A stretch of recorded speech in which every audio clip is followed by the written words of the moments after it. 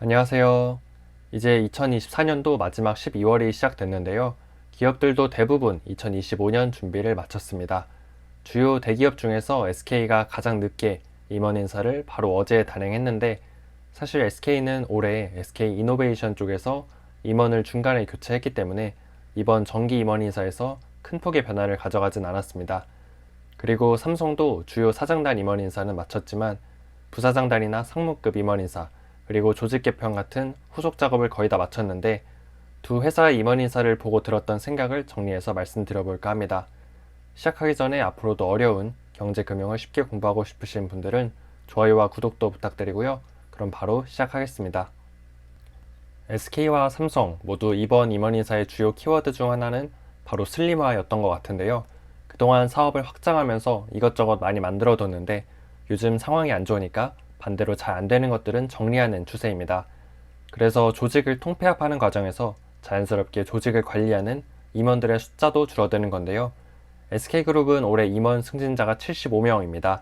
2021년부터 보면 164명, 145명, 82명, 75명, 점점 줄어드는 게 보이실 겁니다. 특히 작년부터는 거의 절반으로 줄었죠. 이 말은 곧 SK그룹 안에 있던 팀, 실, 이런 조직들도 절반 가까이 줄었다고 볼 수 있겠는데요. 삼성전자도 2021년부터 보시면 214명, 198명, 187명, 143명 이렇게 계속 줄어들고 있는데, 특히 올해가 상황이 매우 안 좋다 보니까 작년보다 대폭 줄인 걸 확인할 수 있죠. 이렇게 임원 승진자 수만 봐도 대충 그 회사가 성장 국면에 있는지 쇠퇴 국면에 있는지 알 수도 있는데요. 아마 앞으로 대기업에서 임원을 다는 게 숫자 자체로만 보면 훨씬 더 어려워질 것 같습니다. 그리고 또 눈여겨볼 만한 점이 기술 인재 등용인데요.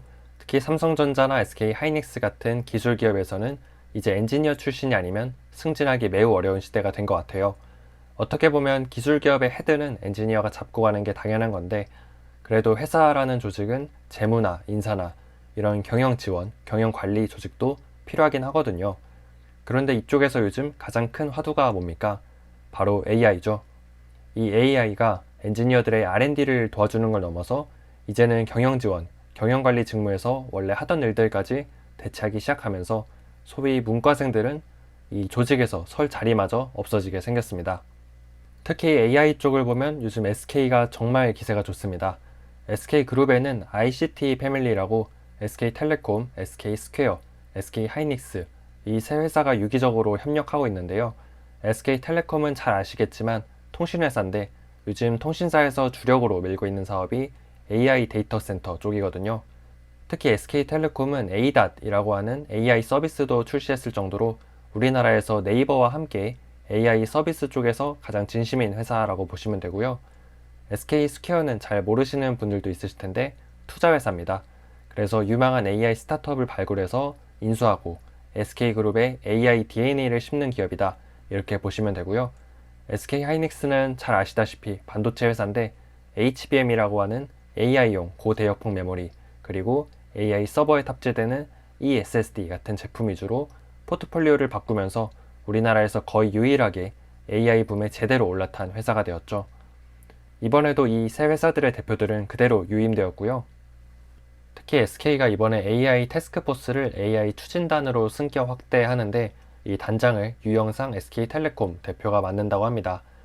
그리고 SK텔레콤은 AI R&D 센터를 신설해서 그룹의 AI 전략을 총괄할 것으로 보이는데, SK그룹이 작년에 부회장 4인방을 한꺼번에 교체하면서 지금 사실상 부회장 자리는 최태원 회장의 동생인 최재원 수석 부회장과 사촌 동생인 최창원 부회장밖에 없는 상황이거든요.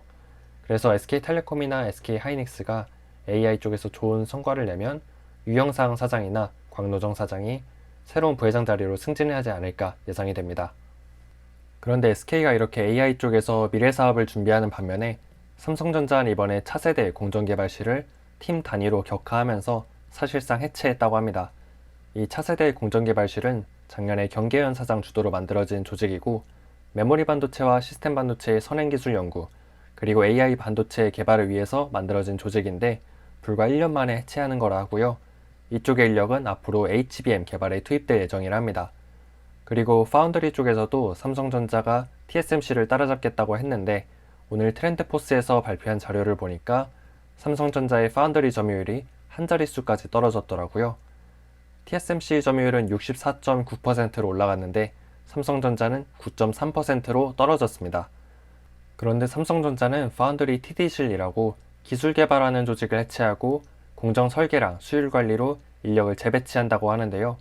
이 말은 곧 2나노, 그 밑에 1나노대 옹스트롬 레벨로 가는 걸 중단하고 3나노 수율 잡기에 총력을 다하겠다는 뜻이거든요. 미래기술을 연구하는 조직을 해체해서 현행 기술을 개발하는 조직에 인력을 투입하는 걸 보면서 저는 삼성이 오죽했으면 스스로 초격차를 놓으려 할까 싶은 생각이 들었습니다. 최근에 1, 2년 동안 반도체 시장을 봐오신 분들이라면 제가 방금 드린 말씀에서 떠오르는 아이템이 하나 있으실 거예요. 네, 바로 HBM이죠. 삼성전자와 SK 하이닉스의 상황이 지금 이렇게 뒤바뀐 건 이 HBM 때문이라 해도 과언이 아닌데 SK 하이닉스는 HBM이 당장 돈이 안 돼도 포기하지 않고 하다 보니까 대박이 터졌다. 반면에 삼성은 HBM이 당장 돈이 안 되니까 개발 조직을 해체해버렸다. 이 얘기는 이미 많이 알려진 사실이죠. 그런데 사실 이건 어찌 보면 결과론적인 얘기일 수도 있는데 AI가 이렇게 주목받기 전까지 HBM은 정말로 돈이 안 되는 제품이 맞긴 했습니다. 그래서 어떻게 보면 하이닉스가 운이 좋았고 삼성은 운이 나빴다 할 수도 있겠는데요.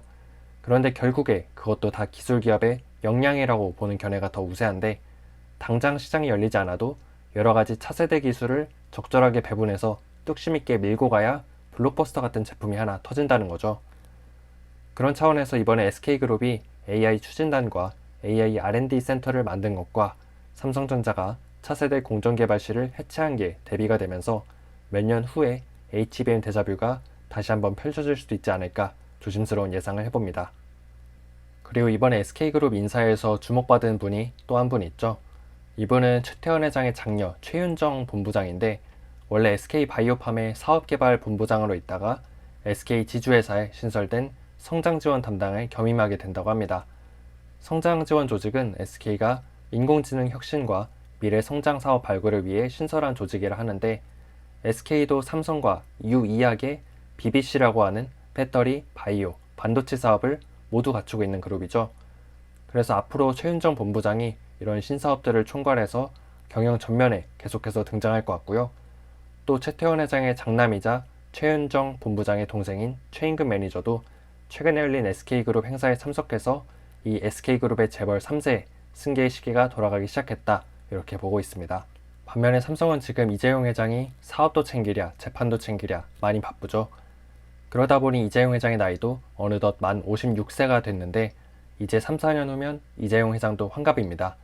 물론 요즘 환갑은 작년이라고 하지만 60세가 넘어가면서부터는 이 새로운 기술에 대한 학습 속도도 저하되고 또 젊은 시절에 그 빠릿빠릿한 의사결정이 잘 안 되기 시작하는 시점이거든요.